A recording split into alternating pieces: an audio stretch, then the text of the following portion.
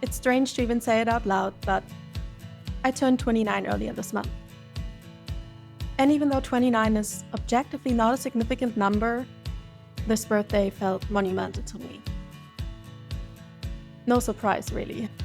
I'm pretty sure I've been thinking about getting older more than the average person does ever since I was little. Maybe it's my time-space synesthesia. Maybe, in this case, the feeling is amplified because I've been to a 30th just 3 days before.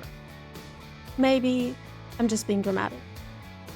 Either way, it feels weird to me that I'll only be 20-something for one more year. I have so much to say that I can't quite express, so instead of rambling on and getting sappy, let's get into it.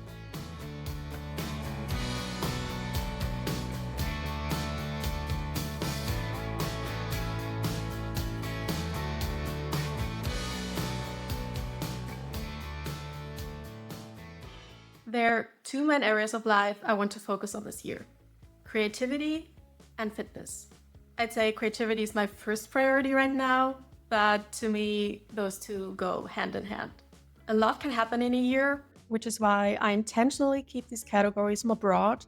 But at the moment, I have two relatively new creative outlets that I care about the most: my Substack newsletter and this YouTube channel.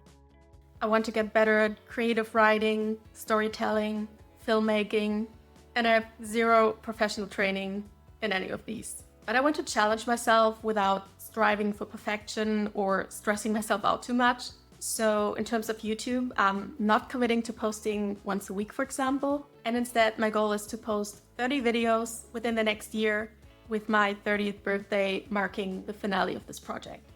My vision for this channel has changed just a few weeks in, so I'm very open that it's going to continue to change and evolve over time.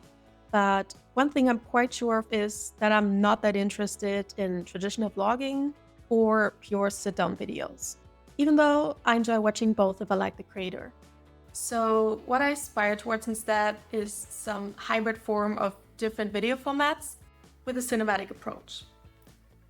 That's very vague, I know, but I hope I'll figure it out and find my style over time. Right now, I'm filming with the cheapest vlogging camera Sony has to offer, which I got secondhand. And I also have a very cheap secondhand mic. And yes, eventually I want to upgrade, but not anytime soon because I want to feel like I've earned it. So instead of buying a bunch of expensive gear early on, I want to improve my skills first. It's up to me how much time and energy I put into YouTube, but at the end of the day, I can't control how my videos are going to be received. So I'll try not to pressure myself too much with numbers, but it would be cool to hit 1,000 subscribers and get monetized by the time I turn 30. Just putting this out there. To give you a little background about my second focus, fitness, I used to be quite the gym rat. I went to the gym 4, 5, 6 times a week for years and only did strength training, so I had a lot of muscles for the short, naturally slim person that I am, but I also had zero endurance. Then I started beginner figure skating at 26, just as a fun hobby, and after my second season, I started taking some contemporary dance classes in spring and summer, which is something I wanted to do for years, and now it's my off figure skating season hobby. And then I signed up for half marathon and got into running last year. So much about that. A few days after my birthday, I did a body analysis, which I'd never done in almost 10 years of going to the gym, and most factors are really good, but I don't have as much muscle mass anymore, which is no surprise because even though strength training has remained the backbone of all of my athletic hobbies, I spent less time at the gym in the past 2.5 years because I only have so much time and energy. My heart rate as well as my HRV is not that great either, which is a bit humbling. And to be fair, the only cardio I do right now is one 5-kilometer run a week. But I guess that's still more than most people do. But I also know that stress, both short-term and long-term, definitely plays into it as well. And I've experienced some of the most stressful, insane days and weeks of my life in August, September. And I was also a bit nervous during the scan. even though there's nothing to be nervous about. But anyway, it is what it is for now. So to get to the point, my goal is to become more holistically fit. I want to gain more muscle mass again, build better endurance and improve my cardiovascular health, and enhance my mobility and flexibility, which are two components that are often overlooked.